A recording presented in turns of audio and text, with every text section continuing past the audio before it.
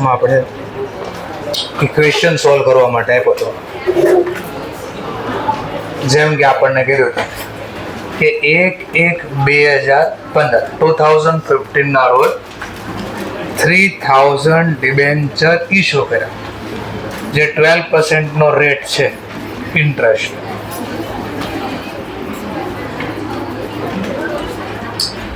₹100 જેની face value છે, issue કર્યા છે 10% ડિસ્કાઉન્ટ.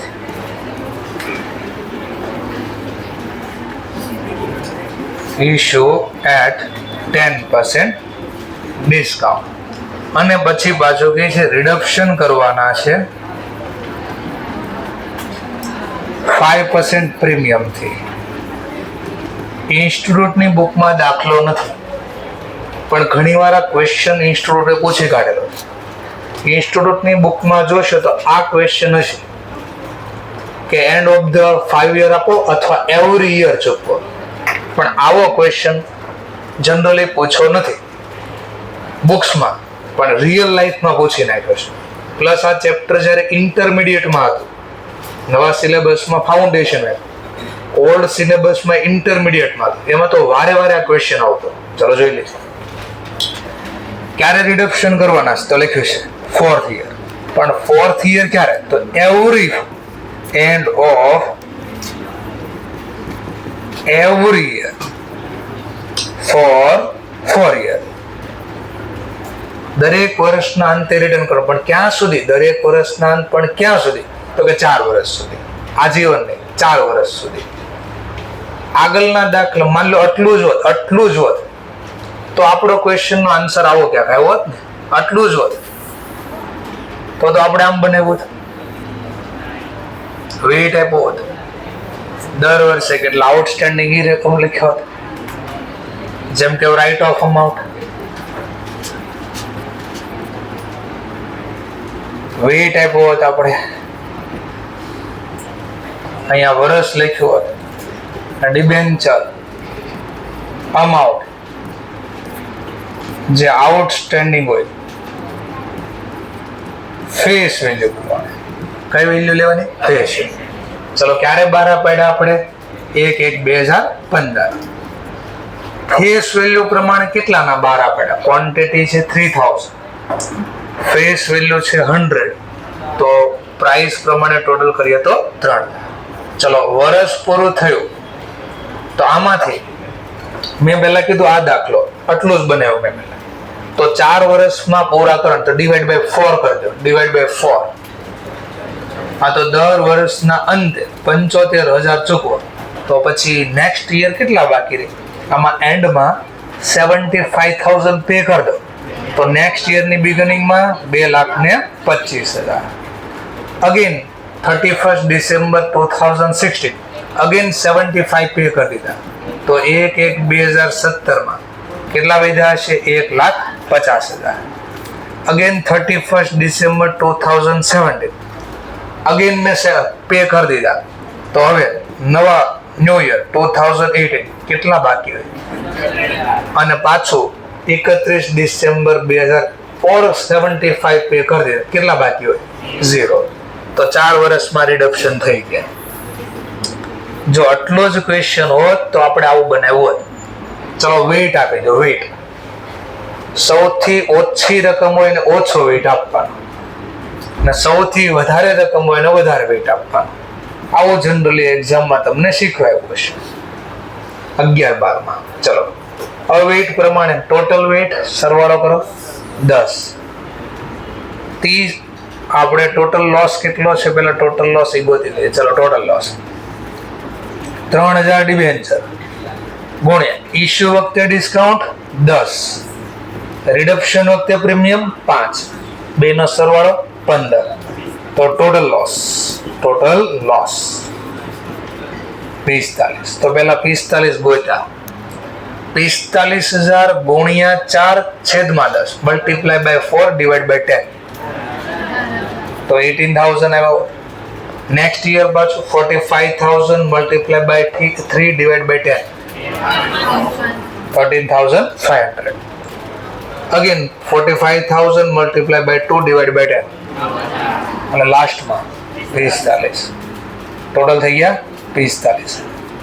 જો એવરી યર આ રીતે રિડક્શન કરવાના હોત, ઇક્વલ રકમ પરત કરી, એવરી યર 75 75 75 એ રીતે રિડક્શન કરે.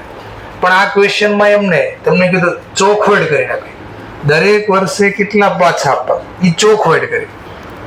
જેમ કે કીધું પહેલો વર્ષ પૂરું થાય છે તમારું 31 ડિસેમ્બર 2015, ત્યારે કેટલા રિડક્શન કરો? 50, એટલે 50 આપો. પછી કહે છે સેકન્ડ યર જ્યારે આવે ત્યારે કહે છે ભાઈ હવે થોડા ઓછા કરી નાખો, 40,000 કરી દો. પછી પાછા 31/12/17 કહે છે કે હવે 1 લાખ પરત કરો, 1 લાખ. અને પછી 31/12/18 કહે છે 18 આપણને 1 લાખ દસ. ટૂંકમાં એવરી યર ઇક્વલ રકમ નથી, ડિફરન્ટ છે. તો ચલો 3 લાખમાંથી પહેલા ફર્સ્ટ યરના એન્ડમાં 15,000 રિડક્શન કર્યા. બોલો હવે 2,50,000.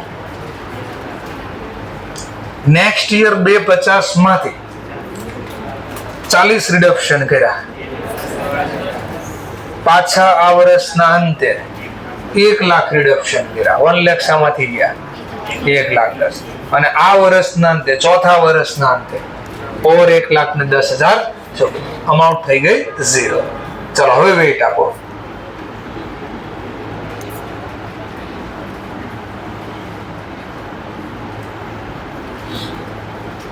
ચલો જે રકમ વધારે એનો વધારે વેઇટ, ઓછી રકમ એને ઓછો વેઇટ આપો. ચાલો વેઇટ.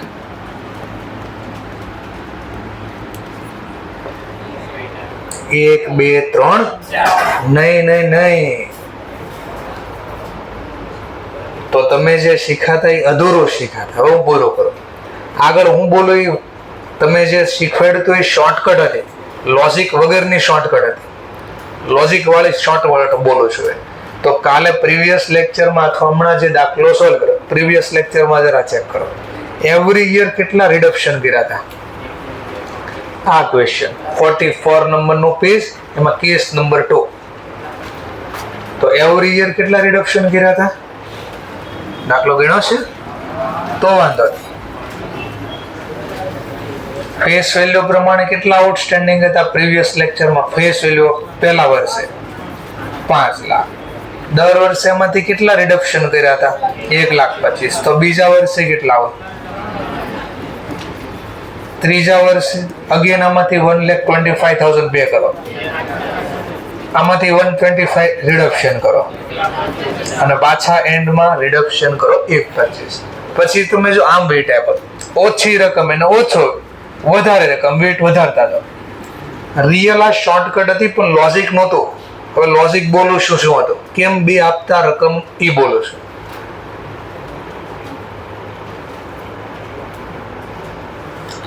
1 ને 25, આના કરતા રકમ કેટલી છે? ડબલ છે. જો ડબલ, આ બે એટલે આવ્યા હતા. આના કરતા રકમ જો 3 ગણે છે, ગુણ્યા 3 કરો એટલે જવાબ આવશે. એટલે 3 લખતા હતા. આના કરતા જો જરા 4 ટાઈમ્સ છે એટલે 4 લખતા હતા. આપણે તો એકડા બગડા 3 લખી જ નાખ્યા, કીધું લખ્યું, લખવા જ મળ્યા. રિયલ લોજિક આ છે. હવે આમાં જો છે ડબલ, આના કરતા ડબલ છે, નહીં તો ડબલ વેઇટ કઈ રીતે આપી શકો? બોલે ખબર પડી ક્યાંક ક્યાંક? સરસ. લો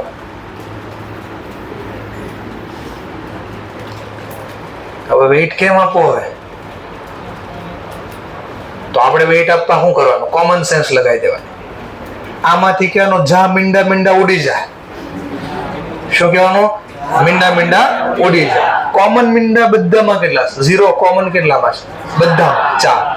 બધાને કે 4 ઉડી જશે. તો વધ્યા કેટલા? 11, 21, 25, 30. હવે વેઇટ નો સરવાળો કરી નાખો. કેટલા? 87.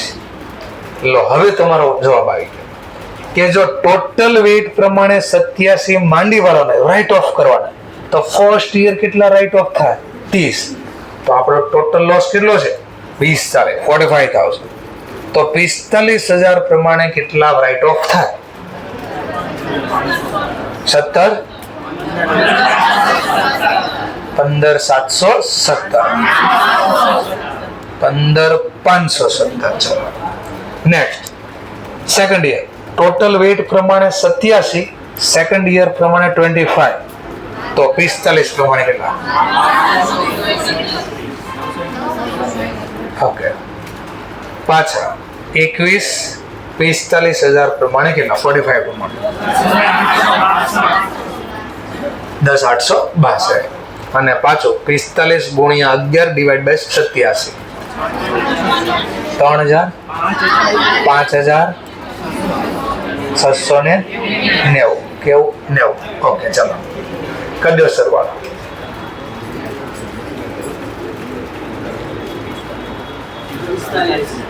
થઈ ગયા 45,000. તો વેટ આ રીતે આવ્યા.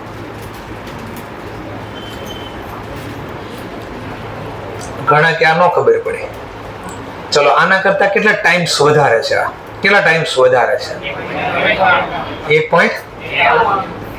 ચલો ઈ પ્રમાણે આપો વેટ, તો ઈ પ્રમાણે કોમન મીંડા નથી ઉડાડવા, તો એ પ્રમાણે વેટ આપી. ચલો પહેલું વર્ષ કેટલા આઉટસ્ટેન્ડિંગ છે? 3 લાખ.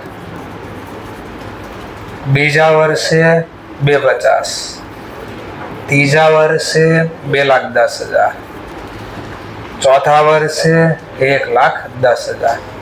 ચલો વેટ આપો. સર વેટ કેમ આપો એ તો પેલા શીખવાડો. ચલો પેલા બે વચ્ચેનો ગેપ કાઢો. આ બે રકમ વચ્ચેનો ગેપ બોલો બોલો બોલો. 1 લાખ. ક્લિયર થઈ ગયો પોઈન્ટ? Divide by 1,10,000, 0.90. એટલે એના કરતા 0.90 વધારે છે. એના કરતા 0.90 વધારે છે એમ બોલી શકાય. એમ નથી બોલવું તો બીજી રીતે કેટલી કઈ રીતે બોલી શકાય? તો આમ લખો, એનો જ જવાબ આવશે.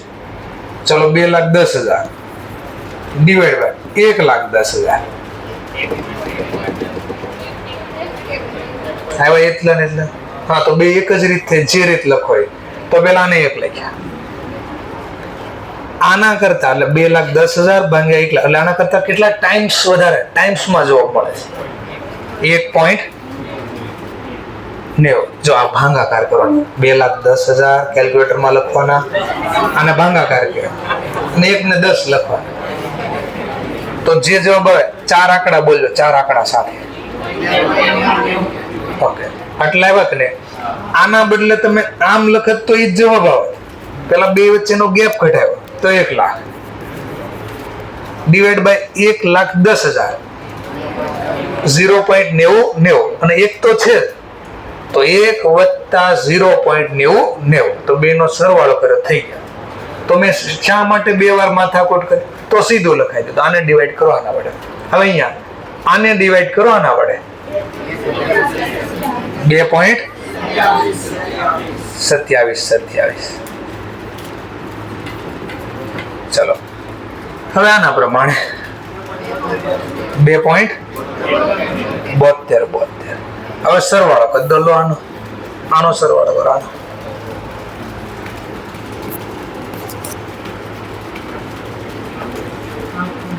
7.90 છે. 7.90. Okay sir. ચલો ટોટલ વેટ પ્રમાણે 7.90 માંડી વાળા, તો પહેલા વર્ષે વેટ પ્રમાણે 2.72 માંડી વાળાના, તો 45,000 પ્રમાણે કેટલા? 15 આવી ગયા. તો કોણા મગજમારી પડે પોઈન્ટમાં આંકડા ગોતવાની? મીંડા ઉડાડી દીધા, સીધો વેટ આપી દીધો આપણે. ક્લિયર? જો બીજું વર્ષ ચેક કરો. ચલો બીજું વર્ષ ચેક કરો. વેટ પ્રમાણે ટોટલ 7.90, સેકન્ડ યર પ્રમાણે 2.27, તો 45 પ્રમાણે કેટલા? 12,900. બરાબર જો 25 આ વેટ આપ્યો એ મને જરા કહેજો. વેટ આપ્યો એ 25 ભાગ્યા 87 કરો ને, સોરી 8711, 25 ભાગ્યા 11 કરો ને. હા તો એ તો લખ્યું છે ઉપર, મેં એ તો લખ્યું છે. બોલું જો મેં બોલતા હોય એ लिखता हूं मैं. ओके 21 ने डिवाइड करो 11, 21 ने डिवाइड करो 11 वडे. હા તો એ તો લખ્યું છે ક્યારનું. ઓકે તો શોર્ટકટ ગોતી લીધી આપણે. આ લોંગ કટમાં કોણ પડવાનું. ઓકે તો આપી દીધું પ્રેઝન્ટેશન. તો કયું સૂત્ર ક્યારે અપનાવવું ખબર પડી ગઈ.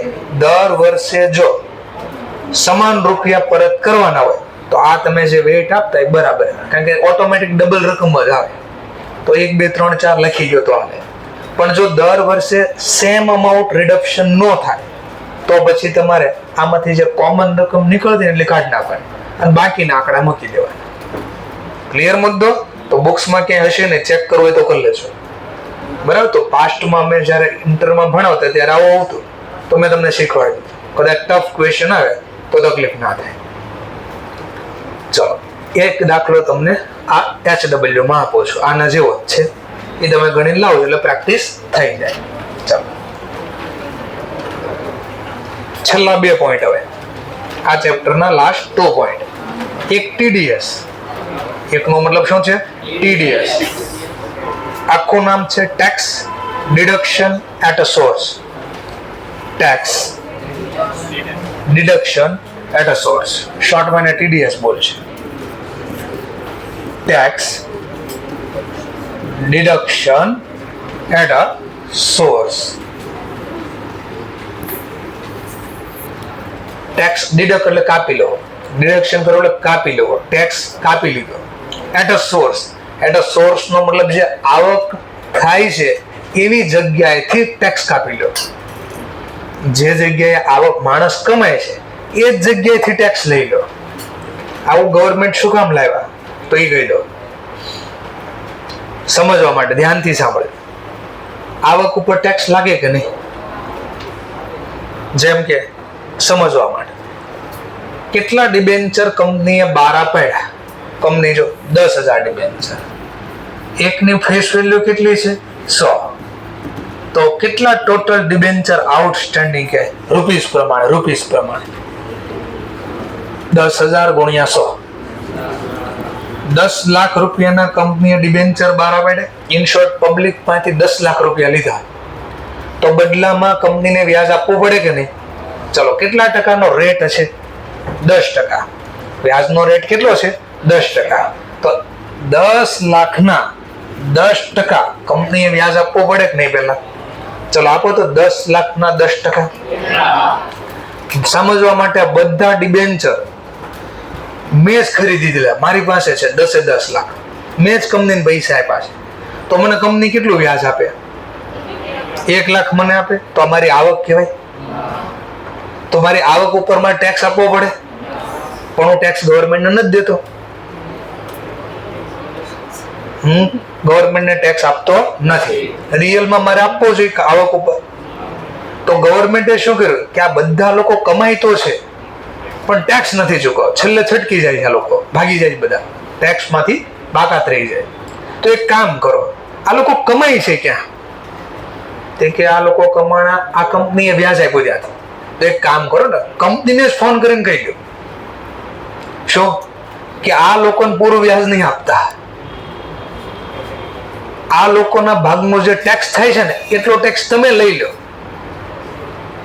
અને પછી તમે અમને આપી દેશો. કારણ કે હું નહોતો આપતો ને ટેક્સ. માની લો લીગલી આપવાની હોય, હું લીગલી આપી દઉં. માની લો લાખ રૂપિયા વ્યાજ કમાણો, ઇન્ટરેસ્ટ અર્ન કર્યું મેં. TDS નો રેટ કેટલા ટકા જરા ચેક કરો. TDS નો રેટ 20%. એનો મતલબ મારે 20% ગવર્મેન્ટને ટેક્સ આપવાનો. અમારી આવક ઇન્ટરેસ્ટ, અમારો ટેક્સ. TDS ને બોલું ટેક્સ. ચલો 20% લખે તો 20,000 મારે ગવર્મેન્ટને ટેક્સ આપવો પડે. તો મારી પાસે વધ્યા કેટલા? લાખ મને મળ્યા. 20% મેં ટેક્સ આપી દીધો. જો જેન્યુઅન પર્સન હોય ટેક્સ આપી દો તો પછી મારા પાસે કેટલા વધે? 80,000. તો મને કઈ પ્રોબ્લેમ હોય નહીં. તો ગવર્મેન્ટે આ જ પ્રોસેસ કરી. શું કર્યું? કંપની વાળાને ફોન કર્યો, તમારે ₹1,00,000 વ્યાજ ગણવાનું, પછી ₹1,00,000 તમારે એને આપવાના નથી. કેટલા આપજો? 80. અને 20,000 કોને આપી દેશો? અમને આપી દેશો. એટલે ટેક્સ કાપી લીધો. કઈ જગ્યાએથી કાપી લીધો? જ્યાં લોકો અર્ન કરે છે, આવક કરે છે ત્યાંથી. એટલે આનું નામ શું પડ્યું? TDS. થોડું ખાલી સમજાવો કે ભાઈ જે લોકો કમાય ત્યાંથી ટેક્સ લઈ લેવાનો. શું કામ? નહીતર પછી લોકો પૈસા નથી ચૂકવતા ટેક્સના. આ બધું જીએસટી ને એટલે તો આવ્યું. ટેક્સ બધા ન ચૂકવતા, નકર પહેલા એવું નહોતું. ચલો તો લખીએ જર્નલ હવે આની. ચલો, interest on debenture and TDS. હવે આની જર્નલ લખવાની છે. ઇન્સ્ટિટ્યૂટ એકદમ મસ્તીની જર્નલ લખીને આપીશ તમને. જોશો એટલે તમને તરત આવડી જશે. અને ગોતશો તો મળશે નહીં પાછું, કારણ કે લખ્યું હશે ક્યાંક ઓર, સમજાવી હશે જર્નલ ક્યાંક ઓર, અને પછી દાખલો ગણ્યો હશે એમાં લખ્યો હશે ક્યાંક ઓર. બોલો છો? એ સમજાય છે? ક્યાં સર થોડું બતાડો તો ખબર પડે. એક આ ગવર્મેન્ટે આવું લખ્યું છે પહેલા ઇન્સ્ટિટ્યૂટની બુકમાં, પછી જયારે દાખલા ગણ્યા હશે તો આવું નહીં દેખાય. ઇન્સ્ટિટ્યૂટની બુક કોઈ લાવ્યા હોય તો તમે ચેક કરી જોજો, આવું લખ્યું હશે. કોઈ હોય તો કીધું, ન હોય તો પછી આપણે થોડું કે નથી લેવાય, ન હોય તો નહીં જોવાનું. ઓપ્શન ક્યાં હોય? તો પેલા આવું લખ્યું હશે. ધ્યાન આપતા પછી ક્વેશ્ચન સોલ્વ કર્યો હશે, ન્યાવી જર્નલ નહીં હોય, ન્યા પછી જર્નલ આવી હશે. તો આપણે સીધી જ આ જર્નલ શીખવી. ચલો તો સ્ટાર્ટ કરીએ આપણે. જ્ઞાનો જો જર્નલ હું શીખવાડું ફરીથી. ચલો, કેટલા ડિબેન્ચર પેલા 12 પાડ્યા? 10,000. એકની ફેસ વેલ્યુ 100. ચલો, આ ડિબેન્ચર ઇશ્યુ કર્યા એની જર્નલ લખો જ પેલા. 1/1/2019. ચલો, ડિબેન્ચર 12 પાડ્યા. ક્યાં હપ્તા ઇન્સ્ટોલમેન્ટ મંગાવ્યા છે? એટલે કે એલોટમેન્ટ વખતે એટલા, એપ્લિકેશન એટલા, તો એક સાથે હોય. સિમ્પલ. Bank account debit. હપ્તા ઉપર ભરોસો નથી હવે. ચલો તો આપણે એક સાથે પૈસા મંગાવશું. 10,000 ડિબેન્ચર ઇશ્યુ કરે. એકની ફેસ વેલ્યુ કેટલી? 100. ચલો 10,000 ગુણ્યા 100, 10 લાખ રૂપિયા મળી ગયા. બદલામાં આપણે સીધા જ ડિબેન્ચર ઇશ્યુ કરી દીધા. રેટ કેટલો છે ડિબેન્ચરના ઇન્ટરેસ્ટનો? 10%. તો આગળ લઈ દે 10%. ડિબેન્ચર અકાઉન્ટ શીખવા માટે ડિબેન્ચર ગયા, વોર્ડ ગોઝ આઉટ, જાય તો જવા. 10,000 મલ્ટીપ્લાય બાય 100, 10 lakhs. ચલો, આ ડિબેન્ચર ઇશ્યુ કરી દીધા. હવે આના ઉપર વ્યાજ આપવું પડે કે નહીં? હવે વ્યાજના 2 ઓપ્શન છે. રિયલ લાઈફમાં તો બહુ બધા ઓપ્શન છે, પણ બુક્સમાં 2 ઓપ્શન છે અત્યારે. કા વર્ષના અંતે આપશે, કા દર 6 મહિને વ્યાજ આપશે. ઓકે, તો હું બંને શીખવાડું કે માની લો પહેલા વર્ષના અંતે વ્યાજ ચૂકવે કંપની. માત્ર ક્યારે ચૂકવે? વર્ષના અંતે. ચલો, વર્ષ પૂરું થાય ડિસેમ્બરમાં, તો એની જર્નલ લખો 31/12/2019. ચલો, કંપનીએ ઇન્ટરેસ્ટ પે કરવાનું કે ઇન્ટરેસ્ટ મળશે? પે કર. તો આવક થાય, ખર્ચ થાય? ખર્ચ ખાતે એવું થાય. Interest account debit. ચલો, કોને આપવાનું છે આ વ્યાજ? Debenture holder. તો પેલા ડ્યુ કરવી. કેટલું ચૂકવવું ગણવું તો પડશે ને, તો પેલા ડ્યુ કર્યું એટલે ચૂકવવા પાત્ર કર્યું. ડિબેન્ચર હોલ્ડર ખાતે જમા. ગણતરી આપો. 10 લાખ રૂપિયા અને વ્યાજનો દર કેટલા ટકા છે? 10%. 10 લાખના 10%, 1 લાખ. ઓકે, પેલા એટલું ખબર પડી. હવે બધા લાખ રૂપિયા નથી દેવાના આપણે. કેમ નથી દેવાના? નકર પછી ખબર ને પૈસા લઈ જશે ને પછી ગવર્મેન્ટ નહીં આપે.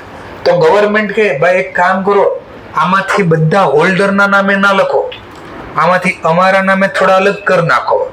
ગવર્મેન્ટને રિપ્રેઝન્ટ કરતું ખાતું TDS, પર્સનલ ખાતું, પર્સનલમાં ગવર્મેન્ટને રિપ્રેઝન્ટ કરે છે. ચલો, કેટલી આવક છે હોલ્ડરની? 1 લાખ. એમાં ટેક્સ એને કેટલા આપવાનો થાય છે? 20%. 1,20,000 20,000.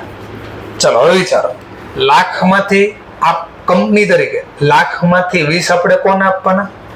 તો બાકી કેટલા ભાઈ ઈ કોને આપશું? ડિબેન્ચર હોલ્ડરને. તો આને ચૂકવવા પાત્ર કર્યું એટલે કે interest amount due. Interest amount due એટલે વ્યાજને ચૂકવવા પાત્ર કર્યું. હજુ ચૂકવું નથી. ચલો હવે ચૂકવી દે. ગણ્યા પછી ચૂકવી દે. ચલો ચૂકવીએ. 31/12/2019 ચેક થી પૈસા ચૂકવા. થોડું બેંક અકાઉન્ટ. કંપનીએ ટોટલ વ્યાજ કેટલું આપવાનું છે? 1 લાખ. તો ચેક થી પૈસા ચૂકવા.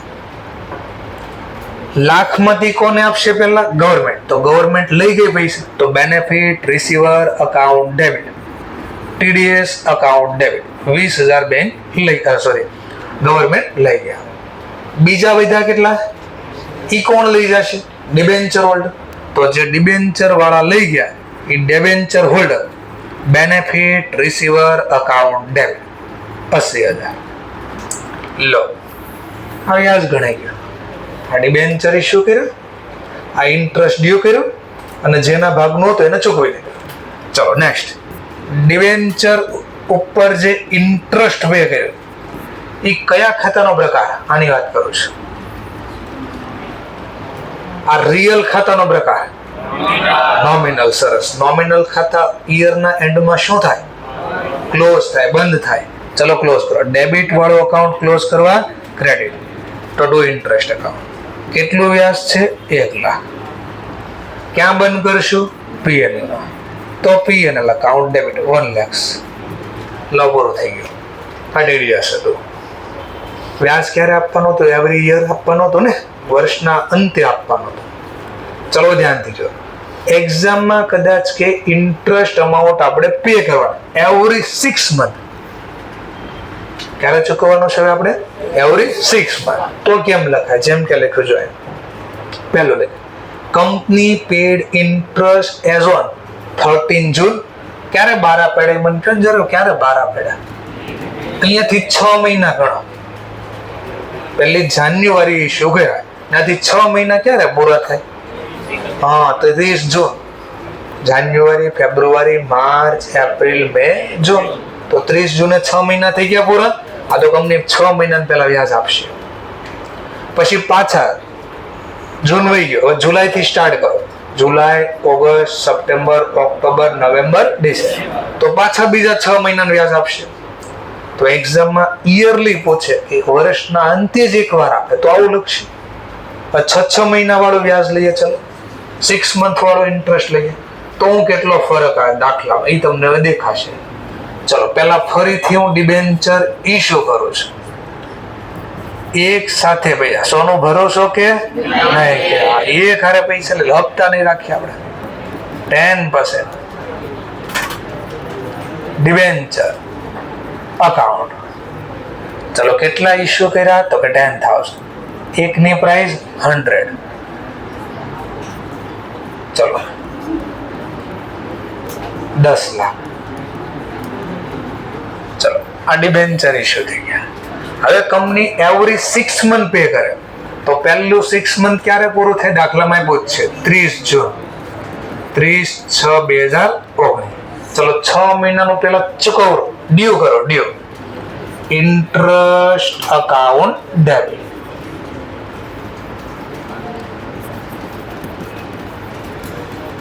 Interest account debit. ચલો કેટલું ટોટલ પેલા ગણી દઈએ. ચલો 10 લાખ. ઇન્ટરેસ્ટ નો રેટ કેટલો છે? 10%. પણ આ 10% તો આખા વર્ષના છે ને. આપણે તો કેટલો સમય થયો? 6 મંથ. તો ગુણ્યા 6/12. બોલો 50. હવે 50 માંથી બોલો બધા ડિબેન્ચર વાળાને આપવાના છે? નહીં. ગવર્મેન્ટને બી આમાંથી થોડા આપવાના છે. તો ડિબેન્ચર હોલ્ડરના નામે અલગ કરું અને ટીડીએસ ના નામે બી અલગ કરું. ચલો કેટલું વ્યાજ છે ટોટલ? 50,000. 6 મહિનાનું હોય તો 6 મહિના. ટીડીએસ નો રેટ કેટલા ટકા છે? 20%. 50,000 ના 20%, 10,000. તો 50,000 માંથી 10,000 તો આપણે ગવર્મેન્ટને આપવાના રહે. તો તો હોલ્ડરને કેટલા આપશું ટેક્સ બાદ કરીને? 40,000. 6 મંથનો ઇન્ટરેસ્ટ ડ્યુ કર્યો. હવે પે બી કરી દો. ચલો 6 મંથનું ઇન્ટરેસ્ટ આપણે પે બી કરી દઈએ. 30/6/19 ચેકથી પૈસા ચૂકવ્યા ટુ બેંક અકાઉન્ટ. કંપનીએ ટોટલ વ્યાજ કેટલું આપવાનું? ઇન્ટરેસ્ટ 50. 50 માંથી પહેલા કોને ચૂકવશે? ગવર્મેન્ટ. કે લો ગવર્મેન્ટ, આ તમારા પૈસા લઈ. તો ગવર્મેન્ટ પૈસા લઈ જાય. Benefit receiver account debit. ચલો બીજા કોણ લઈ જાય? તો ડિબેન્ચર હોલ્ડર. ઈ બી પર્સનલ ખાતું જ છે. તો બેનિફિટ રિસીવર અકાઉન્ટ ડેબિટ 40,000. તો દાખલો પૂરો. 6 મહિના ઓર 6 મહિના નેક્સ્ટ. ભાઈ નવા ક્યાંય આવ્યા? ડિબેન્ચર નવા બારા પડ્યા? કોઈ ડિબેન્ચર પરત કર્યા? તો જે છે એટલા ઉપર પાછું વ્યાજ આપવું પડશે 10 લાખ. નેક્સ્ટ 6 મંથ ક્યારે પૂરા થાય? 31 ડિસેમ્બર 2012. 19 હોય તો 19 જે વર્ષ ચાલતું. પાછું 6 મહિના ડ્યુ કરો. લો ઇન્ટરેસ્ટ અકાઉન્ટ ડેબિટ. ચલો 10 લાખ ઉપર 10% લખે. જૂન સુધી તો આપી દીધું. જુલાઈ થી ડિસેમ્બર અગેન 6 મંથ. બોલો કેટલા થયા? 50. સૌથી પહેલા આપણે કોને આમાં ગણવાના? ટીડીએસ ના. ગવર્મેન્ટ ના કેટલામાં? તો કે 50,000. ટીડીએસ નો રેટ કેટલો છે? 20%. 50,000 ના 20% 10,000. તો બાકી વધ્યા કોના નામે જશે? ડિબેન્ચર હોલ્ડર ના નામે જશે. કેટલા? તો કે 15 માંથી 10,000 તો ગવર્મેન્ટ ના આપવાના. 40,000. લો ડ્યુ કર્યો. ડ્યુ કર્યા પછી આપણે ને પે બી કરી દઈશું. ચલો પે કરી દો. તો સૌથી પહેલા ચેક થી પૈસા ચૂકવા એટલે બેંક બેનિફિટ ગિવર ખાતે ક્રેડિટ 50. સૌથી પહેલા લઈ જશે ગવર્મેન્ટ. તો બેનિફિટ રિસીવર અકાઉન્ટ ડેબિટ 10,000 આ લઈ જાય. બાકી વધ્યા પૈસા કોણ લઈ જશે? Debenture holder. Benefit receiver account debit. લો 6 મંથના ઇન્ટરેસ્ટ ડ્યુ કર્યા 2 એટલે 6 મંથના પે બી કરી દીધા. ચલો ઇન્ટરેસ્ટ કયા ખાતાનો પ્રકાર? નોમિનલ ખાતા. યરના એન્ડમાં ક્લોઝ કરો. ક્યાં ક્લોઝ કરશો? પીએનએલ.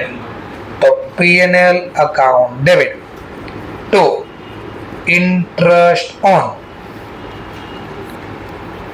ડિબેન્ચર. આખું લખવું હોય તો ઇન્ટરેસ્ટ ઓન ડિબેન્ચર. ખાલી શોર્ટમાં ઇન્ટરેસ્ટ લખવું હોય તો બી વાંધો. ચલો કેટલા? 50,000. 50,000. 50 જો 50,000. હા 2 વાર છે, અટવાતા નહીં. તો કેટલા થઈ ગયા? 1 લાખ. ટૂંકમાં 2 માર્ક્સમાં દાખલો પૂછો હોય તો આ પૂછે. હા 4 માર્ક્સમાં પૂછો હોય તો આ પૂછે. એન્ટ્રી લખવાનું ઓછો તો માર્ક્સ બી ઓછા મળે. ચલો તો 2 માર્ક્સનો દાખલો, આ 4 માર્ક્સનો. સમજાઈ ગયો પોઈન્ટ? લોટીડી હશે તો તમારો આવડે થોડું થોડું પાક્કો છે? કન્ફર્મ? ચલો તો હું એક દાખલો નીચે નાનો એવો બનાવી દઉં. મને તમારે ગણીને આન્સર આપવાનો છે. 6 મહિના વાળું રાખીએ કારણ કે મોટા ભાગે ક્વેશ્ચન 6 મંથ વાળા આવશે. તો એક નાનો એવો ક્વેશ્ચન અહીંયા બનાવી દો. ચાલો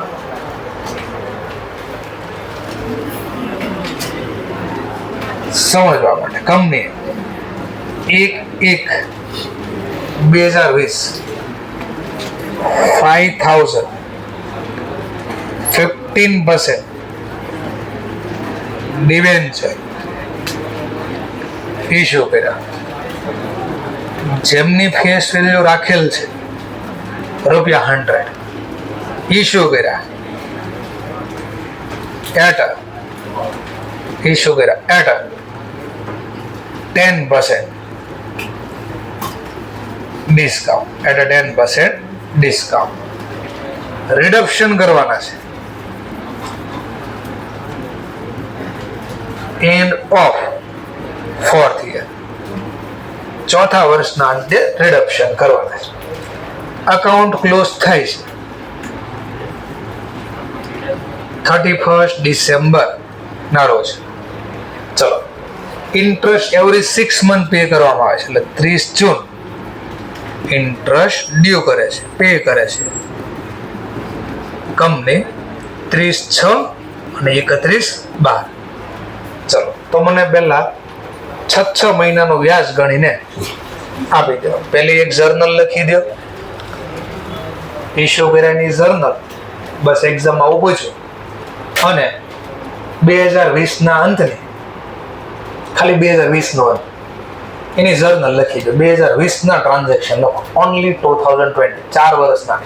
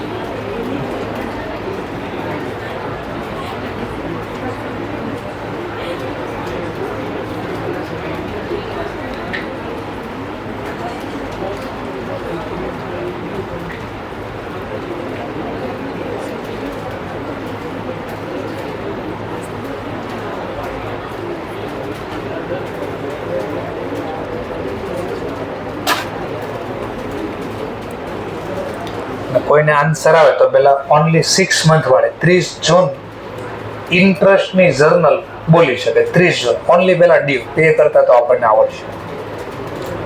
હાથ ઊંચો કરીને 30 જૂનની જર્નલ કોઈને આવડે ને બોલી શકે તો.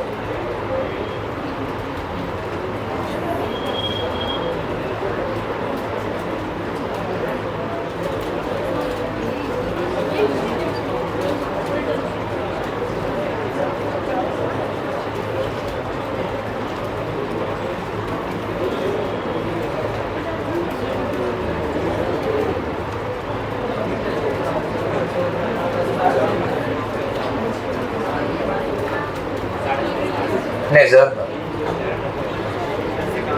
Interest account debit two debenture holder ને ટુ ટીડીએસ. હવે આમાં ઇન્ટરેસ્ટના નામે, પછી હોલ્ડરના નામે 30,000 અને ટીડીએસના નામે. સરસ, ચલો એક આન્સર આવ્યો.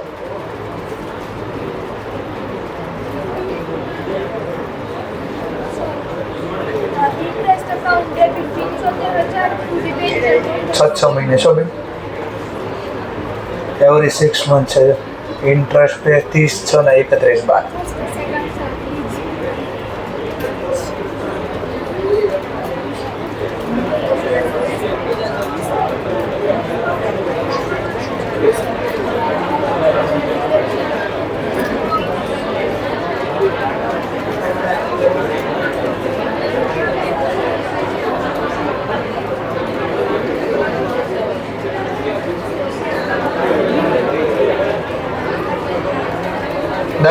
ડિસ્કાઉન્ટથી ડિબેન્ચર બારા પાડ્યા છે.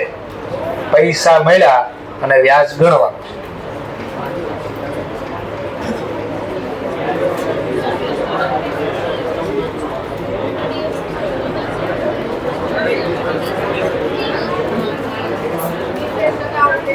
ઇન્ટરેસ્ટ ડેબિટ કેટલા?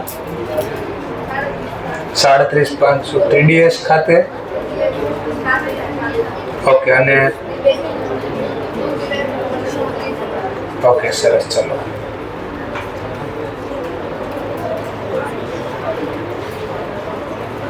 ઇન્ટરેસ્ટ ડેબિટ 37,500, ટીડીએસ ક્રેડિટ 7500 અને હોલ્ડર ખાતે 30,000. બધાને સેમ જવાબ આવે છે. ચલો ગણી લઈએ આપણે, છે કે નહીં એવું કઈ. 6 મહિનાનો પેલા ગણી. ચલો પેલા ઇશ્યુ કર્યા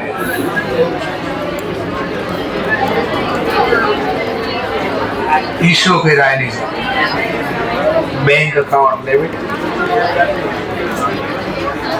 discount account debit two 15% debenture account. ચાલો ડિબેન્ચર ઇશ્યુ કર્યા 5000, face value 100. Debenture always face value લખાય. 5000 ગુણ્યા 100 5 લાખ. બટ રૂપીસ પૂરા નથી મળ્યા આપણને. 5000 મલ્ટીપ્લાય બાય 10% ડિસ્કાઉન્ટ 90 રૂપિયા જ મળ્યા છે આપણને કંપનીને. 5000 ગુણ્યા 90 4,50,000. જે ઓછા મળ્યા એ ડિસ્કાઉન્ટના નામે જશે. ચલો 50 પૈસા મળી ગયા. 6 મહિનાનું પહેલું વ્યાજ 30/6/2020. ચલો interest account debit, interest on debenture account debit two TDS account અને ટુ ડિબેન્ચર હોલ્ડર અકાઉન્ટ. ચલો હવે કોના નામે કેટલા લખવા ક્વેશ્ચન. ચલો તો કેટલા રૂપિયા આપણને મળ્યા? 4,50,000. વ્યાજનો દર છે 15%.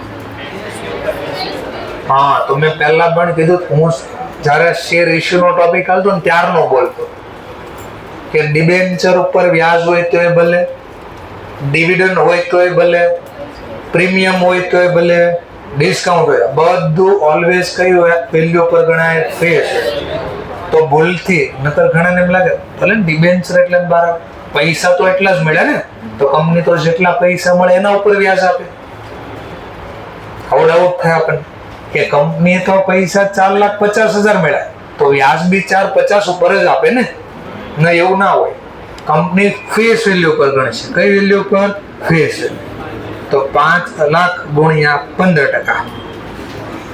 બોલો 5 લાખ ગુણ્યા 15%. 75,000. પણ આ તો 15% ગણો તો આખા વર્ષ ના થઈ ગયા. આપણે તો 6 એટલે એક્ઝામમાં ક્યાં ઓર મિસ્ટેક થઈ બોલે, 2 મિસ્ટેક સમજાય. એક તો ભૂલથી ઘણા 4,50,000 લે, બીજી મિસ્ટેક અહીંયા 15% પૂરા લે છે. 6 મહિનાનો જ વ્યાજ છે. જો 30/6 આવ્યો અને 31/12 એટલે અહીંયા એક ગુણાકાર લખવો પડશે. ગુણ્યા 6/12. હવે કેટલા આવ્યા? 37,500. બસ હવે નોર્મલ થઈ ગયું ક્વેશ્ચન. 37,500 માં TDS નો રેટ કેટલા ટકા છે? 20%. 37,500 ના 20% 7,500. તો બાકીના હોલ્ડરના નામે જશે. 37,500 માંથી 75. બોલો કેટલા વધ્યા? 30,000. બસ આપણો ટોપિક. ચલો 2 મિનિટ. કદાચ અહીંયા ભૂલથી હવે ધ્યાનથી જોજો, પ્રીમિયમ થી બહાર બેઠા છે. ગમે એમનો ડિસ્કાઉન્ટ હોય એટલે પાર હોય કે પ્રીમિયમ હોય, ઇન્ટરેસ્ટ ઓલવેઝ કઈ વેલ્યુ પર ગણાય? Face value.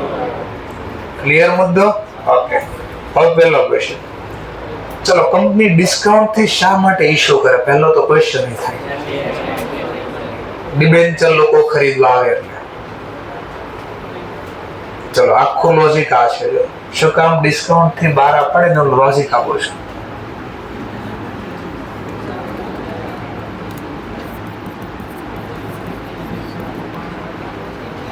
ધ્યાનથી જો ટોપિક.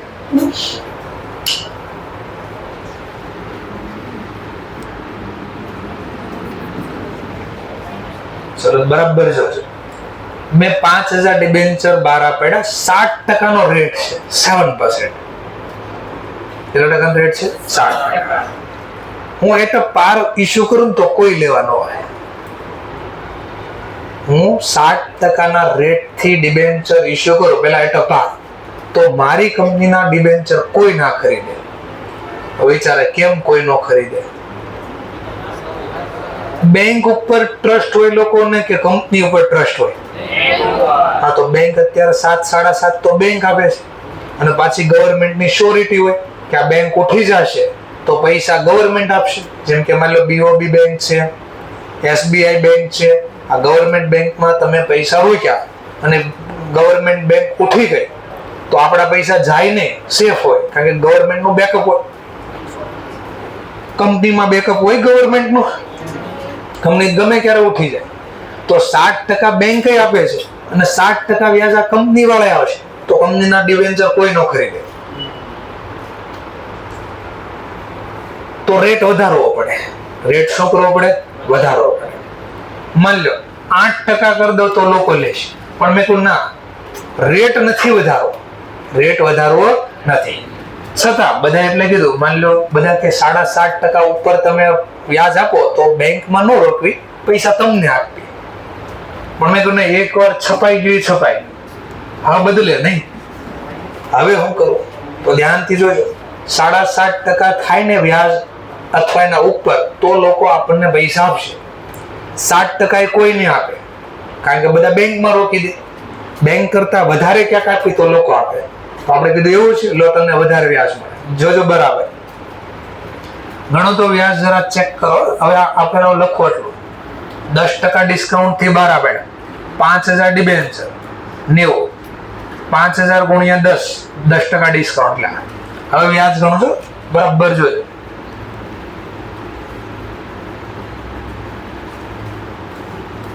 TDS ને 2 મિનિટ હટાવી દો છો વચ્ચેથી, ડિસ્ટર્બન્સ ન કરે એટલા માટે. ચલો, અને વર્ષનું જ વ્યાજ સીધું લઉં છું, સીધો ટોપિક ઉપર આવું છું.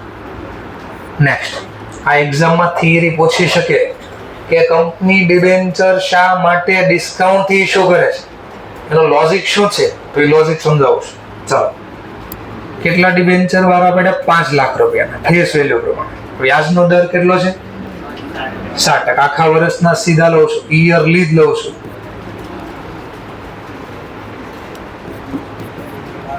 ચલો, 5 લાખના 7%, 35,000.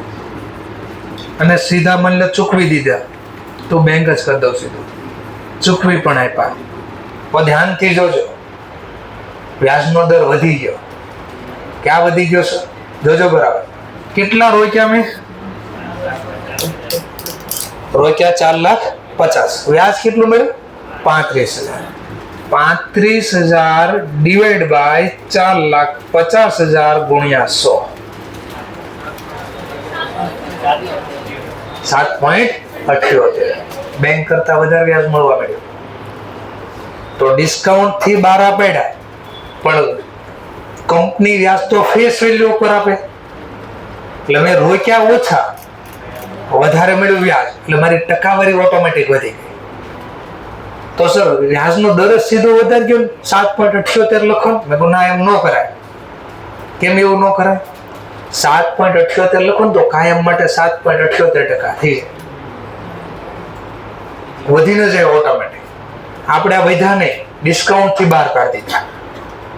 એ લોજિક સમજાવશે આવતા વર્ષે, ટોપિક આવશે ત્યારે. અત્યારે ટેમ્પરરી હોય. કંપની શા માટે ડિસ્કાઉન્ટ થી ઇશ્યુ કરે? ઇન્ટરેસ્ટનો રેટ વધારવા, ઇન્ટરેસ્ટની ઇન્કમ વધારવા. સામેવાળા જો વધી ગઈ, માની લો 4.5 લાખ ઉપર ગણ્યું હોત તો વ્યાજ 4.5 લાખના 7% કર્યા હોત તો રિયલ તો 31,500 મળવા જોઈએ. મળ્યા કેટલા? 35. જો વધારે મળ્યા તો વ્યાજ વધી ગયો એનો મતલબ. તો ઇન્ટરેસ્ટનો રેટ, ઇન્ટરેસ્ટની ઇન્કમ વધારવા માટે કંપની ડિસ્કાઉન્ટથી શેર ડિબેન્ચર બહાર પાડે. ઓકે, ચાલો. તો એક્ઝામમાં કદાચ પૂછે કંપની શા માટે ડિસ્કાઉન્ટથી ઇશ્યુ કરે? કંપની તો નુકસાન જાય, રિયલમાં કોઈ નુકસાન જ જતું કંપની. એના પૈસા પાછા આપશે વ્યાજ. 7.5% બદલે એને 10% ડિસ્કાઉન્ટ લઈ દીધું. રેટ નો વધારવો પડે એટલા માટે એને ડિસ્કાઉન્ટથી બહાર પાડી દે, ઓટોમેટિક એને વ્યાજમાં સેટઅપ થઈ જશે. ચલો, છેલ્લી 2 થિયરીના ટોપિક હતા એ જોઈએ છે. નેક્સ્ટ પોઈન્ટ, આ ઓલરેડી આવડતું હશે. આવું ક્યાંય શીખાતા યાદ કરજો. કંપની વખતે શેર ઇશ્યુ થાય ત્યારે યાદ કરતો, એક ફર્નિચર ખરીદીને લઈ આવ્યા હતા અથવા મશીન ખરીદીને લઈ આવ્યા હતા, બદલામાં પેમેન્ટ આપવા માટે આપણી પાસે રોકડા નહોતા, તો શું ઇસ્યુ કર્યા હતા આપણે? શેર. બસ એની જેમ જ અહીંયા બી આપણે કોઈ એસેટ ખરીદશું અને એસેટ ખરીદ્યા પછી આપણે પાસે રોકડા નથી, કેશ આપવા નથી, તો આપણે બદલામાં શું ઇસ્યુ કરી દઈએ? ડિબેન્ચર. તો સેમ જે શેરમાં હતું એ ડિબેન્ચરમાં. ચલો જોઈએ. Purchase asset by issue debenture. તો એક્ઝામમાં ક્વોન્ટિટી પૂછી શકે, કેટલા ડિબેન્ચર ઇસ્યુ કરે એની ક્વોન્ટિટી અથવા એની જર્નલ પૂછે. તો બંને આપણે ક્વોન્ટિટી બી ગોતીએ, જર્નલ બી લખીએ. ચલો સ્ટાર્ટ કરીએ. પહેલો કેસ નંબર 1. ચલો કેસ 1 પ્રમાણે સોલ્યુશન લઈએ. માની લો આપણને કીધું ઇફ બિલ્ડિંગ પરચેઝ ₹1,50,000. કેટલાનું બિલ્ડિંગ ખરીદ્યું? હા, તો બિલ્ડિંગ ધંધામાં આવ્યું. What comes India? ધંધામાં આવે. બિલ્ડિંગ અકાઉન્ટ ડેબિટ ધંધામાં આવ્યું. કેટલા રૂપિયાનો આવ્યો? 1,50,000. અને જેની પાસેથી આ બિલ્ડિંગ લઈ આવ્યા, જેની પાસેથી આ બિલ્ડિંગ લઈ આવ્યા, ઉધાર લાવ્યા, જે રોકડા નથી આપ્યા, તો જે આપણને ઉધાર વેચે એને ઇંગ્લિશમાં વેન્ડરના નામથી ઓળખાય. વાંદર નથી લખ્યું, વેન્ડર છે. બરાબર જોજો. ઓકે, 1.5 લાખ રૂપિયા. જેમ કે તમે ખાસ કરીને આપણે સ્ટેશનની આ બાજુ જે લોકો રહેતા હશે એના દરવાજા, આપણે જે માની લો સોસાયટી હોય, ફ્લેટ હોય, 100 હોય, તો એમાં એન્ટ્રી બોર્ડમાં અંદર ગેટ ઉપર જ ક્યાંક લખ્યો છે ફેરિયા હોય અથવા વેચવા વાળો હોય, ગેટની અંદર આવું નહીં એવું લખ્યું હશે.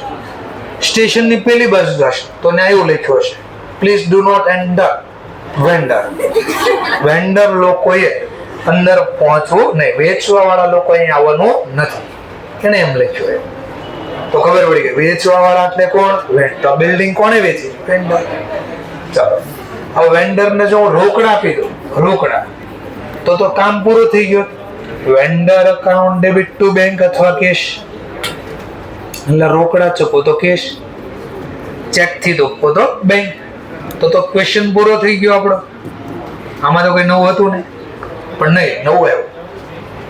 બદલામાં કે છે પેમેન્ટ કર્યું, ઇશ્યુ 12% ડિબેન્ચર એટ અ પાર. બદલામાં આપણે શું કર્યા? ડિબેન્ચર ઇશ્યુ કર્યા. કઈ પ્રાઇસે ઇશ્યુ કર્યા? એટ અ પાર. અને ફેસ વેલ્યુ બી આપેલી છે. કેટલા રૂપિયા ફેસ વેલ્યુ આપી છે? 10. તો 10 રૂપિયા ફેસ વેલ્યુ છે. તો હવે આપણે એને ઇશ્યુ કર્યાની જર્નલ લખવાની છે. ચલો ઇશ્યુ કર્યાની જર્નલ. ડિબેન્ચર આપ્યા, કેટલા ટકાનો રેટ આપ્યો છે ડિબેન્ચર ઉપર? 12%. આ 12% એટલે ડિસ્કાઉન્ટ છે કે પ્રીમિયમ? ઇન્ટરેસ્ટ. તો 12% ડિબેન્ચર અકાઉન્ટ. હવે મને ક્વોન્ટિટી બી જોઈએ છે, અમાઉન્ટ બી જોઈએ છે. તો ઓબ્વિયસલી કેટલા લખવા એના માટે આપણે વર્કિંગ નોટ બનાવી નંબર ઓફ, આગળ લખી દો શેર ઇશ્યુ, એની બદલે અહીંયા લખીએ છીએ આપણે debenture, number of debenture issue. તો કેટલા રૂપિયાની એસેટ પરચેઝ કરી એની અમાઉન્ટ લખવાનું. એસેટ અમાઉન્ટ કેટલા રૂપિયાની આવી ડિવાઇડ બાય આઈપી. આઈપી નો મતલબ ઇશ્યુ પ્રાઇસ. ચલો તો એસેટ કેટલા રૂપિયાની આવી? 1,50,000. ઇશ્યુ પ્રાઇસ આપણી કેટલી છે? 10. ફેસ વેલ્યુ 10 અને કીધું ઇશ્યુ એટ અ પાર. એટ અ પાર નો મતલબ 10 નો શેર 10 માં. બોલો ક્વોન્ટિટી મળી ગઈ તમને? કેટલી ક્વોન્ટિટી મળી ગઈ? 15,000. બસ આ ક્વોન્ટિટી મળે, હવે લખી શકાય. ચલો 15,000 ડિબેન્ચર ઇશ્યુ કર્યા. એકની ફેસ હંમેશા કઈ પ્રાઇસે લખાય ડિબેન્ચર? ફેસ. એકની ફેસ વેલ્યુ કેટલી છે? 10. 15,000 મલ્ટીપ્લાય બાય 10 50. હવે તો પાર બારા પડી દીધા. હવે આ બાજુ જોઈએ થોડો. Case number 2. એક્ઝામમાં કદાચ આમ નહીં તો બીજું કેસ છે. તો જોયું પહેલા અગેન ફરીથી બિલ્ડિંગ પરચેસ કર્યું. What comes India? Again 150 lakhs નો જ છે. જેણે આપણને ઉધાર વેચ્યું એને વેન્ડર કહેવાય. સર ક્રેડિટર કેમ ન બોલ્યા? ક્રેડિટર બોલો તો નોર્મલ લોકોને એવું સમજાય ગુડ્સ ની વાત થાય. અમારો મેઇન બિઝનેસ થોડી છે, એટલે એના શબ્દ કયો વાપરો? વેન્ડર. એટલે લોકોને ખબર પડે એસેટ ઉધાર ખરીદી છે. ક્રેડિટર લખે ને તો લોકોને ખબર પડે ગુડ્સ ઉધાર પરચેસ કર્યા છે. એટલા માટે ડિફરન્શિએટ કરેલો છે. ચલો હવે વેન્ડરનું પેમેન્ટ આપો છો. Vendor account debit 150. રોકડા આપી દો તો પૂરું કેશ, રોકડા નથી આપવાના. અગેન પાછું કીધું ડિબેન્ચર ઇસ્યુ કર્યા 12% ડિબેન્ચર, જેની ફેસ વેલ્યુ તો 10 છે, બટ ઇસ્યુ કર્યા એટ 25% પ્રીમિયમ, 25% પ્રીમિયમ થી ઇસ્યુ કર્યા. તો હવે કોના નામે કેટલું લખો તો પાછું ગોતી દે નંબર ઓફ ડિબેન્ચર ઇસ્યુ. ચલો એસેટ ની અમાઉન્ટ કેટલા રૂપિયાની? એસેટ ની amount 1,50,000 divide by issue price. Issue price કેમ મળે? ફેસ વેલ્યુ વત્તા કઈ પ્રાઇસ ઇસ્યુ કર્યા? 25% પ્રીમિયમ, તો પ્લસ 25%. તો એક ડિબેન્ચર કેટલામાં ઇસ્યુ કર્યા? 12.5. ચલો તો ક્વોન્ટિટી મળી આપણને 12,000. ચલો ડિબેન્ચર ગયા જાય તો જો word goes out credit. Debenture નો રેટ કેટલા ટકાનો છે? 12%. આ વ્યાજનો દર છે બરાબર. તો ડિબેન્ચર ઓલવેઝ કઈ વેલ્યુ લખાય? Face value. તો 12,000 ઇસ્યુ કર્યા, એકની ફેસ વેલ્યુ 10, 1,20,000. હવે ચેક કરો એસેટ કેટલા રૂપિયાની પણ પૈસા કેટલા ચૂકવાય? ઓછા ચૂકવાય. ઓછા ચૂકવી તો નફો થઈ જાય. નફાને નામ આપ્યું સિક્યુરિટી પ્રીમિયમ. કેટલું પ્રીમિયમ? તો 12,000 share, sorry debenture.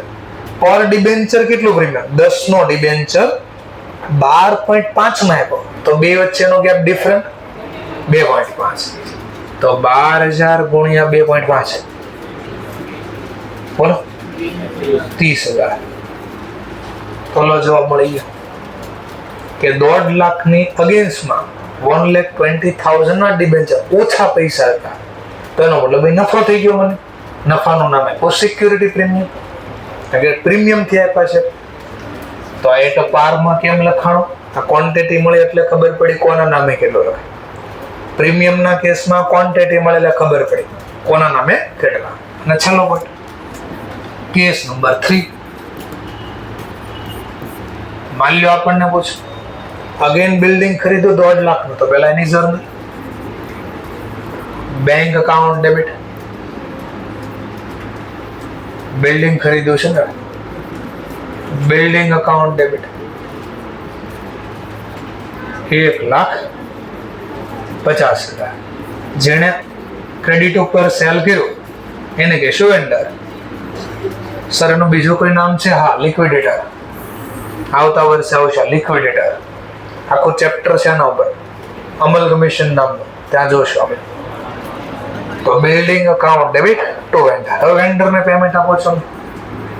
Vendor account debit 1,50 આપવાના છે. ક્વેશ્ચનમાં કીધું આપણે કઈ રીતે આના પેમેન્ટ કર્યું, તો કીધું બાય ઇશ્યુ 12% ડિબેન્ચર, 12% ડિબેન્ચર. એકની ફેસ વેલ્યુ 10 છે, બટ ઇશ્યુ કર્યા એટ 9.09% ડિસ્કાઉન્ટ. 9.09% ડિસ્કાઉન્ટ. તો પહેલા ક્વોન્ટિટી ગોતવી પડશે. તો કે નંબર ઓફ ડિબેન્ચર ઇશ્યુ, આ ક્વોન્ટિટી મળે તો ખબર પડે કોના નામે શું લખવું. ચલો એસેટની અમાઉન્ટ 150, 10 રૂપિયાનો ડિબેન્ચર કેટલામાં 12 પાડ્યો, તો હું ડિસ્કાઉન્ટ પહેલા બાદ કરું, માઇનસ 9.09% ડિસ્કાઉન્ટ. તો એક ડિબેન્ચર આપ્યો 9.0909. ચલો આ ભાવે ઇશ્યુ કર્યા, તો ક્વોન્ટિટી મળી ગઈ 16,500. આ મળી ગયું તો આપણું કામ ઈઝી થઈ. ચલો કરી દો ઈઝી કામ. ડિબેન્ચર ઇશ્યુ કર્યા, સમજવા માટે જાય તો જમાં word goes out credit. Quantity પ્રમાણે 16,500. ઓલવેઝ કઈ પ્રાઇસે લખાય? Face value. ફેસ વેલ્યુ તો 10 છે, 1,65,000. હવે વિચારો કેટલા આપવાના હતા અને આપ્યા કેટલા? વધારે પૈસા આપ્યા તો નુકસાન છે આપણે. નુકસાનને બે નામથી બોલવી ખબર છે ને? ઇશ્યુ. ડિસ્કાઉન્ટ ઓન ઇશ્યુ બોલી શકાય, લોસ ઓન ઇશ્યુ. તો જે લખો એ હું બંને બાજુમાં લખી દઉં છું. કા ડિસ્કાઉન્ટ વર્ડ લખો તોય ભલે, અથવા લોસ લખો તોય ભલે. Loss on issue account debit. ચાલો કેટલો લોસ? તો સિમ્પલ કેટલી ક્વોન્ટિટી ઇશ્યુ કરી? 16 પાન. અને પર ડિબેન્ચર ડિસ્કાઉન્ટ કેટલો છે આ બે વચ્ચેનો ગેપ? તો 0.90. ચલો 16,500 ગુણ્યા 0.90 15,000. લો તો લખાઈ ગયો ઓટોમેટિક. તો 12% ડિબેન્ચર, 10 રૂપિયાના ડિબેન્ચર હતા, પણ આપણે લોકોને આપ્યા 9.090 એટલે ક્વોન્ટિટી આપણી વધારે આપી. ફેસ વેલ્યુ પ્રમાણે કહો તો 1.65 આપવાના હતા 1.50. વધારે રૂપિયાના ડિબેન્ચર આપ્યા એટલે નુકસાન ખાતે ઉધાર કર્યું. ઓછા ડિબેન્ચર આપ્યા તો નફો થઈ ગયો. 1.5 લાખની સામે 21 આપ્યા તો પ્રોફિટ થઈ ગયો. અને જેટલા આપવાના હતા એટલા જ ડિબેન્ચર આપ્યા. નો પ્રોફિટ નો લોસ. તો એક્ઝામમાં ઓનલી ક્વોન્ટિટીનો ક્વેશ્ચન MCQ માં આવી શકે. ત્યાં ન પૂછવું હોય તો તમને જર્નલના ફોર્મમાં અથવા બંને ગણતરીના ફોર્મમાં આવી શકે. ક્લિયર મુદ્દો? ચાલો તો કયા ટોપિકનું ડિસ્કશન કર્યું આપણે? એક તો પહેલા ડિબેન્ચર ડિફરન્ટ તારીખે રિડક્શન કરવાના હોય તો એનો લોસ કઈ રીતે રાઇટ ઓફ કરવો દર વર્ષે. બીજો ટોપિક શું શીખ્યા? TDS ને લગતો. TDS ને પાછું અલગ જોયું આપણે. ત્રીજો ટોપિક શીખ્યા આપણે કે માની લો એસેટ કોઈ ખરીદવી અને બદલામાં શું ઇશ્યુ કરીએ? ડિબેન્ચર. ક્લિયર? છેલ્લો ચેપ્ટરનો ટોપિક, ચેપ્ટર પૂરો.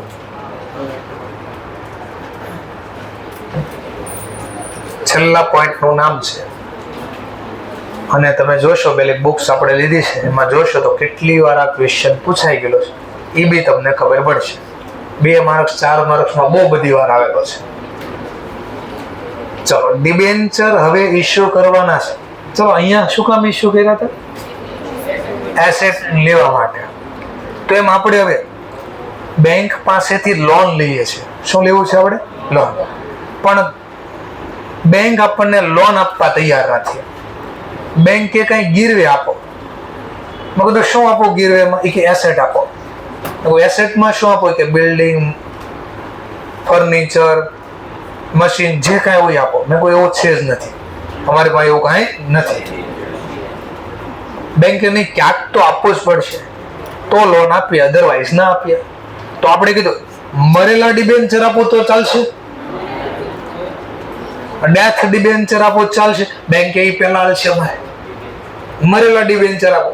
જીવતા કરતા તમને આવડશે, જાદુ તો ના આવડે છે. બરાબર છે? સિમ્પલ. આને કહેવાય ગીરવે આપ્યા. ગીરવેને કહેવાય કોલેટરલ સિક્યુરિટી. ડિબેન્ચર બારા પાડ્યા લોન લેવા માટે, એને આપણે કહીએ કોલેટર સિક્યુરિટી તરીકે. સિક્યુરિટી એટલે સેફટી, બેંકની સલામતી માટે. કે એને ડાઉટ છે આપણા ઉપર કે લોનના પૈસા સમયસર નો આપ્યા તો બેંક છે એ લોન આપણે નહીં ચૂકવી તો ડિબેન્ચર લઈ લે આપણે. સમજાણું? ઓકે. તો કોલ લેટર સિક્યુરિટી એટલે શું? લોન લીધી તો બદલામાં ગીરવે આપ્યા. શું આપ્યા? ગીરવે આપ્યા ને ઇંગ્લિશમાં બોલ્યા કોલ લેટર સિક્યુરિટી. એસેટ આપીને ગીરવે એસેટ તો એને પ્લેસ બોલાય. શું બોલાય? પ્લેસ. પણ ડિબેન્ચર આપીને તો લોકોને ખબર પડે કોઈ મિલકત નથી આપી, ડિબેન્ચર આપ્યા એટલે દેવું આપ્યું છે. દેવાની સામે દેવું આપ્યું છે. દેવાની સામે દેવું આપ્યું છે. આવું લોકોને ખબર પડે એટલે શબ્દ વાપરો કોલ લેટર સિક્યુરિટી. મેં દેવું લીધું, લોન લીધી એટલે દેવું લીધું. લોન ઉપર શું લાગે? તો ડિબેન્ચર ઉપર શું લાગે? હા, તો દેવાની સામે દેવું આપ્યું આપણે, એમ બોલું છું ક્યારે. ઓકે. તો કોલ લેટર સિક્યુરિટી તરીકે ડિબેન્ચર આપો તો આને લખવાની 2 રીત છે. કેટલી રીત છે? 2. Method 1, method 2. એક મેથડ બહુ સારી, એમાં જર્નલ જ નહીં લખવાની. એક કોલ લેટર સિક્યુરિટી તરીકે ડિબેન્ચર ઇશ્યુ કરો તો એને ચોપડામાં કેટલી રીત છે લખવાની? 2. એમાં એક રીત એવી છે જેમાં જર્નલ જ નહીં લખવાની. તો સારું થઈ ગયું, આપણે તો કામ થઈ ગયું. બીજી મેથડ છે એમાં જર્નલ લખવાની. અને રિયલ લાઈફમાં મોટા ભાગે પહેલી મેથડ યુઝ થાય, જેમાં કોઈ જર્નલ લખવામાં આવતી નથી, કારણ કે મરી ગયેલા હોય ને શું જર્નલ કઈ ન લખાય. બરાબર છે? એટલે કીધું જો method 1, under this method no journal entry is made in a book. બુક્સ ની અંદર કોઈ જર્નલ લખશું નહીં. બીજી મેથડમાં જર્નલ લખશું. ડિબેન્ચર આપ્યા જાય તો જમા, પણ આ તો મરેલા ડિબેન્ચર છે. ભવિષ્યમાં જીવતા થશે ક્યારે? જો હું લોનના રૂપિયા કે લોનનો વ્યાજ એટલે પ્રિન્સિપલ એન્ડ અમાઉન્ટ સમયસર ટાઈમલી પે ના કરું તો પછી આ ડિબેન્ચર જીવતા થશે. બોલે ખબર પડી ફરીથી. અત્યારે આપો છો એ કેવા ડિબેન્ચર આપો છો? મરેલા. એનો મતલબ એનું કાંઈ છે નહીં વેલ્યુ, સેફટી માટે રાખ્યો છે. એ વેલિડિટી ક્યારે આવશે? વેલિડ ક્યારે થાય? વેલિડ એટલે જીવતા. ક્યારે થશે? જ્યારે લોન ઉપર ઇન્ટરેસ્ટ કે લોનનું પ્રિન્સિપલ હપ્તા બાણ આપવા પડે ને, એમાં પ્રિન્સિપલ પણ હોય. જો એ રૂપિયા ન રિટર્ન કરો સમયસર ટાઈમલી તો પછી લોન કેન્સલ થઈ જાય. લોન શું થઈ જાય? કેન્સલ. અને લોનના બદલામાં શું થઈ જશે? ડિબેન્ચર જીવતા થશે. ખબર પડી? તો ચલો ધ્યાનથી સાંભળજો. જર્નલ ડિબેન્ચર જાય તો જમા. ઉધાર શું કરવું?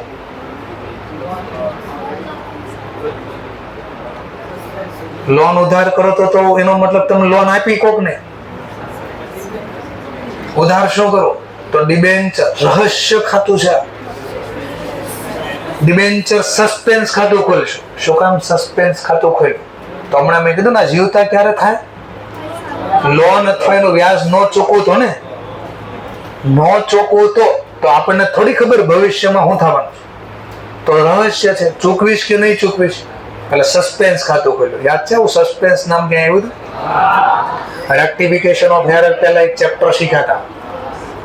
કયું ચેપ્ટર શીખ્યા? Trial balance. તો બે બાદનો સરવાળો મેચ ન થતો તો શું હતું? સસ્પેન્સ. શું કામ ખોલતા? તો ત્યાં હતું કે કઈ ભૂલ છે એ ખબર નથી પડતી. જ્યારે ભવિષ્યમાં ભૂલ મળી જાય ખાતું બંધ કરી દેવું, ત્યાં સુધી ખુલ્લું રહે. તો બસ જ્યાં સુધી હું વ્યાજ ચૂકવું છું કન્ટિન્યુ ત્યાં સુધી આ નામથી રાખીશ. જે દિવસે વ્યાજ ચૂકવવાનું બંધ કરીશ કે લોન ચૂકવવાનું બંધ કરીશ તો રહસ્ય ખાતું બંધ થઈ જાય અને લોન ખાતું કેન્સલ થઈ જાય અને જીવતા થઈ જાય ડિબેન્ચર. ઓકે, લો તો આવડી ગયું. મેથડ 1. મેથડ 2, ચલો XYZ લિમિટેડ એક કંપની છે જે ઓપ્ટેન એટલે મેળવો, obtain loan from Yes Bank. Yes Bank માંથી લોન લઈ આવ્યા. કેટલા રૂપિયાની લોન લઈ? 5 લાખ. બદલામાં પેલા 5 લાખની લોન લેવાની જર્નલ લખો ને, લોન લેવાની જર્નલ.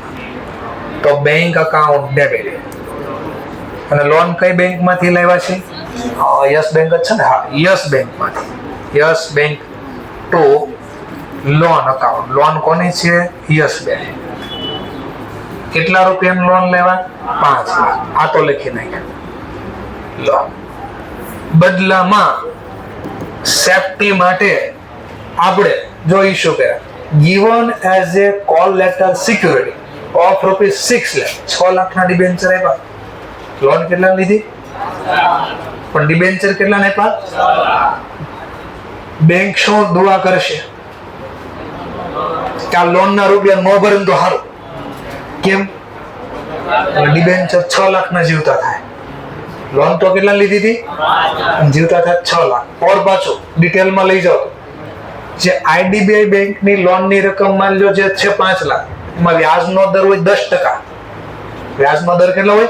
10%. પણ ડિબેન્ચરના વ્યાજનો દર જરા ચેક કરો. કેટલા ટકા છે? 14% છે. તો ડબલ ફાયદો થઈ ગયો બેંકને. શું ડબલ ફાયદો થઈ ગયો? કે વ્યાજનો દરે વધી ગયો અને 5 લાખની બદલે 6 લાખ થઈ ગયા. તો મફતમાં કોઈ લોન આપવાનો નથી, પોતાનું બધા જ બેનિફિટ જોતા. ચલો તો આ મેથડમાં શું કરીશું?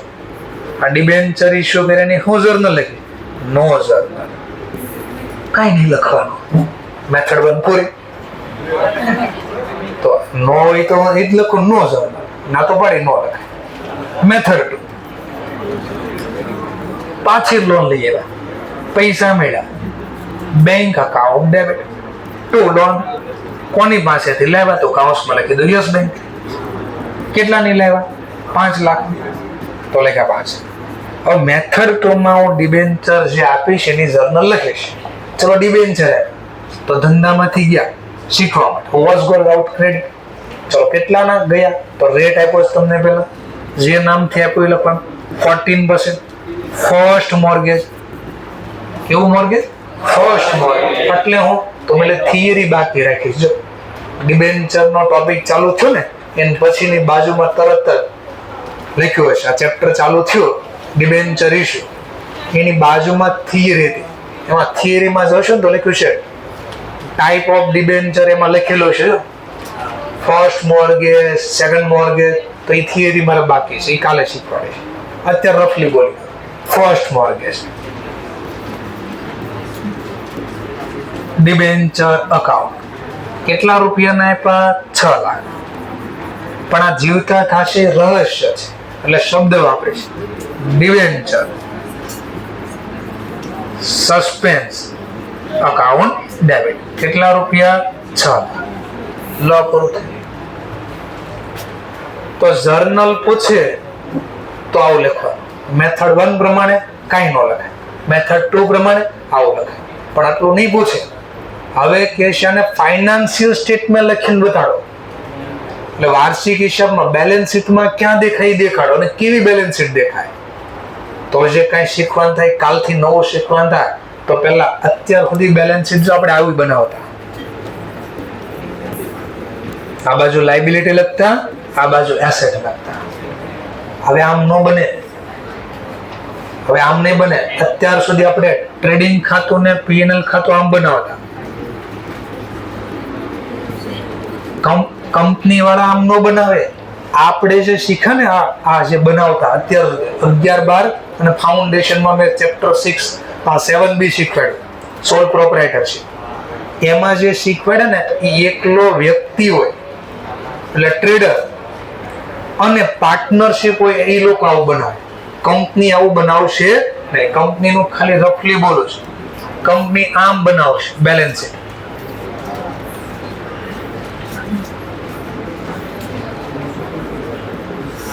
SR number, particular, notes to account અને અમાઉન્ટ આવું લખશે ક્યાં. અને ટ્રેડિંગ ને પીએનએલ આવું બનાવશે.